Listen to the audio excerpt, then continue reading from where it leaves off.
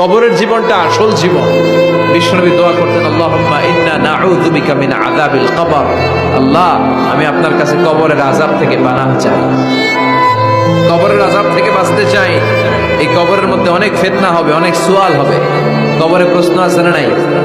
কথা বলেন। প্রথম প্রশ্ন জিজ্ঞেস করা হবে, মার রব্বুক, তোমার রব কে? বলেন, আমাদের রব কে? ওয়া মা দীনুক, তোমার ধর্ম কি? বিশ্বনবীর চেহারা দেখিয়ে বলা হবে, তাআরিফু মান হাযা রাজুল, এই লোকটারে চিনো? আমরা কি বলবো? আমরা চিনি, উনি আমাদের প্রিয় রাসূল মুহাম্মদুর রাসূলুল্লাহ সাল্লাল্লাহু আলাইহি ওয়াসাল্লাম। এরপরে জিজ্ঞেস করা হবে, এগুলো কোত্থেকে শিখলা? আমরা বলবো কোরআন থেকে।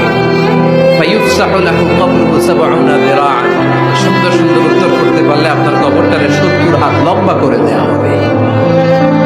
ইফতাহু লাহু বাবুন ইলাল জান্নাহ, জান্নাতের দিকে একটা দরজা লাগিয়ে